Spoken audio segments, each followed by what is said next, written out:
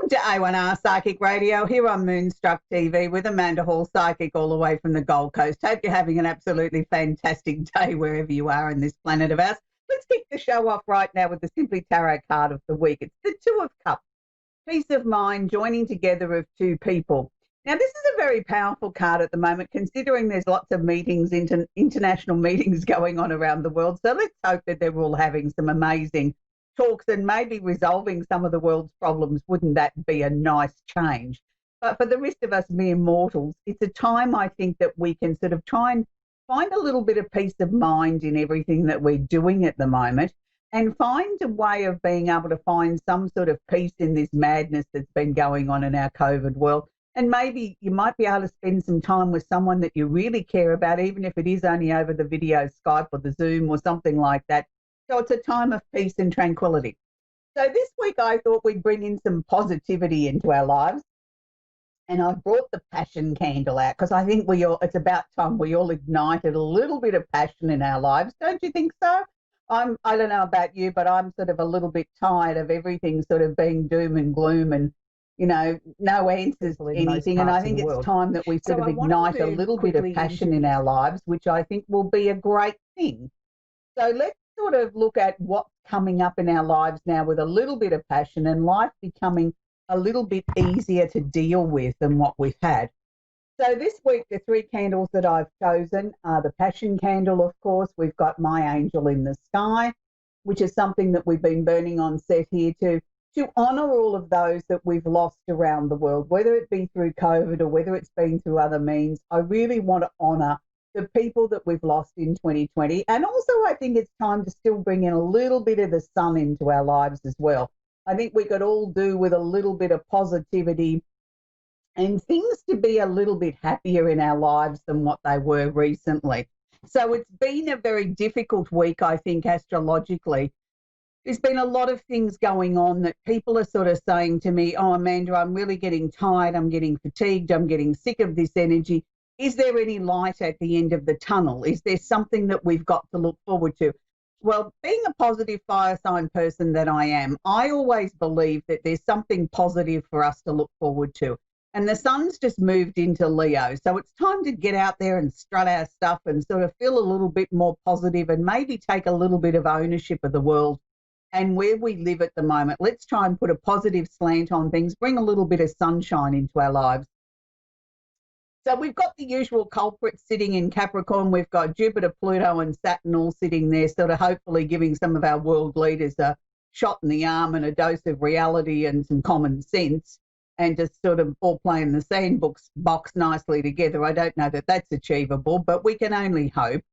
And we can only hope that things die down with the tensions between the rest of the world and China. It's not a matter of whether we like China or we don't like China or we blame China for the COVID-19. The last thing that the world needs now is unrest and tension and the potential of a war. The war that we've got going at the moment is the war called the pandemic. It's the war against COVID-19, and we should unite as a globe to try and fix that, to try and find solutions. Look, I know there's lots of positive news coming out of different trials around the world, and I know the US have gone into stage 3 trials of a vaccine for COVID-19, and fingers crossed that will work. But I know there's many other locations around the world too that have gone into clinical trials in the last week to 10 days. And this is all very positive news, but it doesn't mean for 1 second that we can let our guard down. It's really, really important that we do take on board this fight as an individual. Look after self first, and then by taking care of self, we are actually looking after everyone else. And by that, I mean be vigilant. Listen to what your local authorities are suggesting to you that you need to do.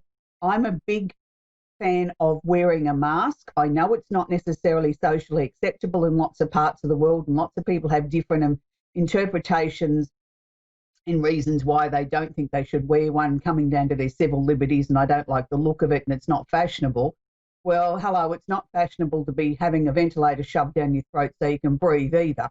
So to me, it's a very small price to pay. I know here in Australia the jury's still out on it, and when I step out the door, people give me strange looks as I step out in my pretty cloth mask because I don't wish to infect anybody else. If I happen to contract the disease, the last thing I want to do is share it with everyone else.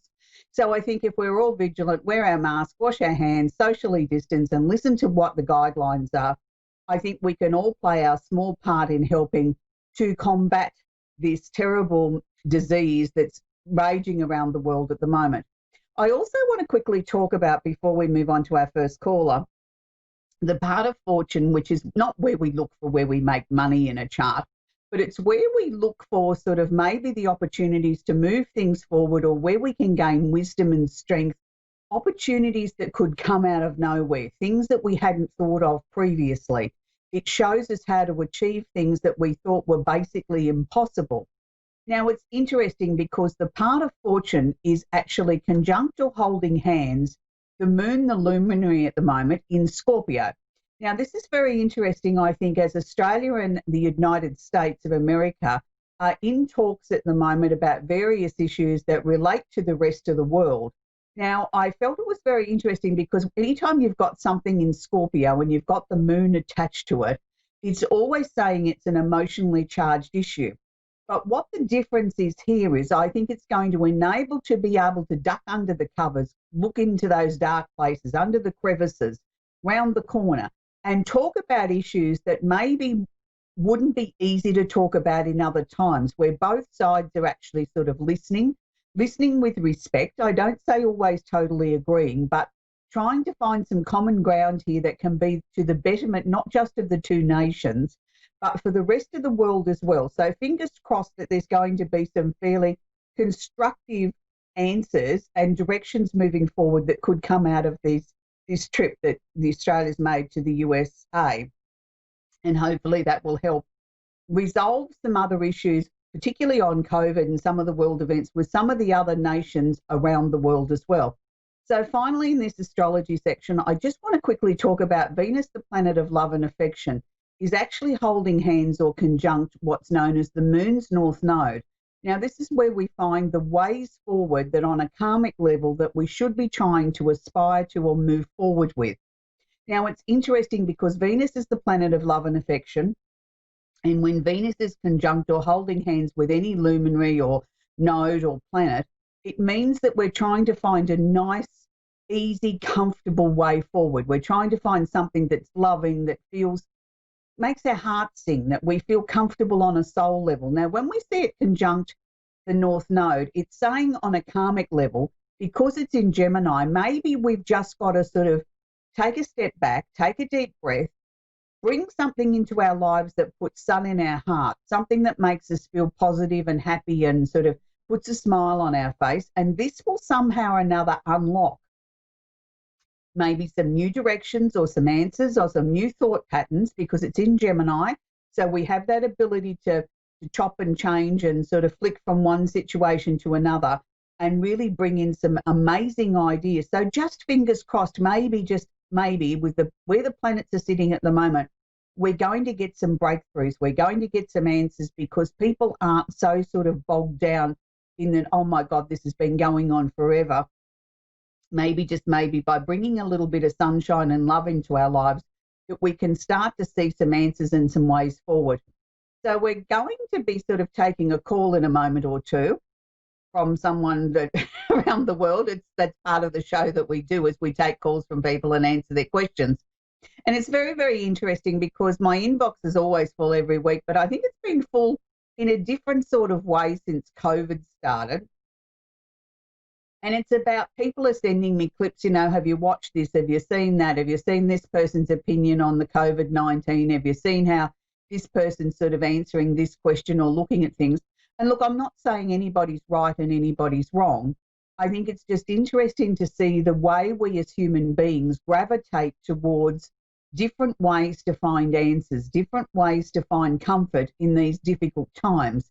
And because we're also communication driven these days and device driven and sort of searching for answers on the World Wide Web, it's interesting that we have so many different resources that we can go to, and we can look at other people's opinions, and it's nobody's right and nobody's wrong. I mean, I suppose what I'm going to suggest to you is make sure that if you're getting involved in something like that and you're listening to a podcast or you're watching somebody's YouTube channel or somebody's video clip, if it doesn't feel right to you in the pit of your stomach, I'm not saying don't listen to it. I'm saying listen to it and only take the pieces out of the information that you feel are relevant to you or you can tick. If it doesn't suit what you believe or makes you feel uncomfortable, then dismiss it. There's no one size fits all. Everybody needs to take out of the information the things that they can do, the things that make them sort of feel, yes, I agree with that. Yes, I can tick that off. That makes sense to me. It feels right. It resonates with me. Not everything that's written or performs on social media is the actual truth, no matter where it's coming from. And I think that's an interesting equation. I mean, I deal with a lot of clients around the world and I try and keep up on world events and I try and look at everything in a very unbiased method. You know, I'll watch one side of politics versus the other and then sort of try and form some correlation between the two, that who may be telling the truth. And that may be the way for you to approach your social media intake and where you're getting your information from and looking at what suits you. Now, we're going to talk with our first client caller today. It's Echo in Pollock Pines, California. Are you there? Hey. Yes, I'm here. I can work with Sweetie. The direction of me and the father of my baby and our future. Okay. That's a really nice question to have for a change, to sort of, talk about love and romance and the direction of your lives and your baby. I'm sure you're enjoying having a little one in your lives. They're sort of disruptive and beautiful, all rolled into one beautiful package, aren't they? It's certainly a life-changing event when you have a baby. Yeah, but it's a journey that I think that you wouldn't trade for the world either. It's just such a crazy, wonderful, beautiful time. So I do feel that there's some endings and changes and transformations coming up for the three of you. And when I say endings, that doesn't necessarily mean the relationship's going to end. I don't mean it in that way. I just mean as one door closes, another one's about to open. So has your partner been looking at sort of maybe changing his line of work, how he produces an income? Because I'm seeing changes there with work and money and finances that will affect the little family unit. I think he's always looking, keeping his eyes open in that direction. Okay, good, because I just sort of feel that there's something coming up between now and I'm going to say late September, early October, which is going to put him in a much better position to get his career where he wants it to go and obviously bring in more money, which is always nice. But it's like finally, the door's starting to open a little bit, that he can see the direction now that will take him into the next couple of years. So that's good. I do think that there will be a job change and I feel very positive about that. I don't feel uncomfortable about it. I don't know that there's many other changes between now and the end of 2020. It's sort of almost like, not so much as a stuck, I don't mean it in that way, but it's like we're just happy to sort of just sit, take a breath, just enjoy the baby, and sort of like we'll revise a lot of things in 2021 when we see where things are going in our lives and where the pandemic's going and whatever. I did feel in the first 6 months of 2021, I felt that there would be a move of residence for the three of you together. And to me, this is putting you guys into a more stable, more permanent sort of situation. So usually when I see it sort of shown to me in that way, it usually means that you're looking to sort of settle down, like to purchase something, to put roots down. Is that something that the two of you have talked about, getting a place of your own where you can sort of have a family home as such? Yes. Yeah, so I feel that this is going to be brought forward and come much easier because of his new job and the security and the stability that will bring. And I mean, also the extra money is always handy, but it's like everything is now starting to gear up that the two of you with your baby are going to be able to start to make some long range plans. So I think the most important thing is just honour your emotions. And I know that they've been all over the place recently. It's like 1 minute you're going one way and the next minute you're going another way. Just work with that. Don't try and put it all into one basket and say, well, that should be dealt with. Having a baby is a very big emotional experience anyway, and I think it takes us about 2 years before we physically and emotionally sort of resettle down after giving birth, let alone then, the joys of motherhood that kick in as well. But in the middle of all this, we've had a pandemic, we've had, relationship, not issues, but things that you've had to sort of reorganize with your relationship together. Now all of a sudden we're 3 instead of 2. So there's been a lot of things going on this year that you've had extra on top of having a baby. So that's why I want to say to you, just chill a little bit. Allow things to sort of settle down. Things will. Were you in the middle of some serious study before the news of the baby came along? Yes. Are you going to go back to that towards the middle of next year? In a big way? I'm hoping to, yes. Yeah, I just sort of felt June, July next year, it was like you were in a position to be able to reignite that. And it may not be back to the capacity that you were doing before, but it's like you feel like then that you've got it in its perspective with family life, and it's like, oh, good, now I'm doing something for me. And that sort of feels really important too. I mean, just because you've had a baby doesn't mean the rest of your life stops. It just means we need to reorganise what's our number one priorities. And to me, by then, you'll have everything sort of organised that you sort of know where you can allocate time, and, you can start looking at something for yourself. So it's good. I feel very excited about where your lives are going and how you're moving forward, and that's a good thing. It's not a bad thing. No, that's awesome. That's really awesome. Yeah, so just, enjoy this time, because your baby's only little for such a short space in time, and they're just so gorgeous. They just change so often, don't they? So quickly, from hour to hour. Absolutely, no, they really do. Yeah, and they're just so fascinating. You can sit there and watch them for hours. You wonder what you did with your life before you had a baby. Absolutely. Yeah, but it's a magical time, and enjoy it. So it's been lovely to speak with you.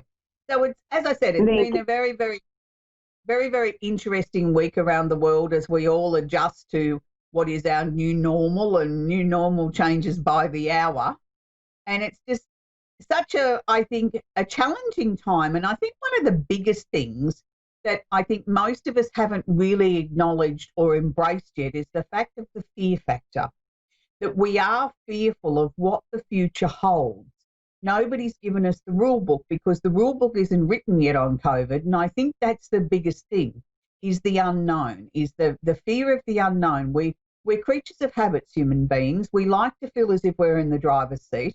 We like to sort of feel as if we know where we're going, even if it's our choice to sort of deviate or make a change. We like to feel we're in control. And at the moment, we're not in control.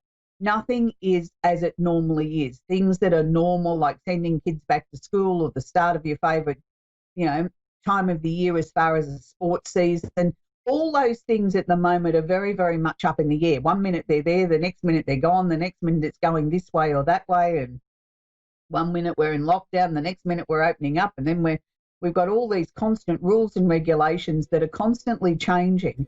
And I think that sort of emphasises our fear as human beings of not feeling as if we're in control. So I think the most important thing is, look, I see lots of stuff in the media about people and their mental health and all that sort of stuff, and I'm not going to make light of that. But what I'm going to say is I think a lot of that comes back to the fear of the unknown, of us feeling as if we're out of control. How I handle this personally is I don't try and make any plans. I look at what I'm going to be doing for the next hour or the next day. I don't try and plan too far ahead, so then I'm not disappointed. I don't feel as if I'm out of control of something. I feel more in control by being able to just look at it in small measures of time. Now, maybe that might be something that you can bring into your life that'll make you feel less fearful. I hope so, because we are all in this together. We all do need to follow what our local authorities are telling us to do, and we can all join hands together and beat this pandemic if we all listen and do our small part. Look after me first, and that in turn will look after you. I can't be more clear on that. We all have to do this. It's something that we have to collectively do as a globe And then we can start to look at the other issues that relate to the pandemic and the reasons why we got here. There's lots of theories about that, but the most important thing is the planet is asking to heal.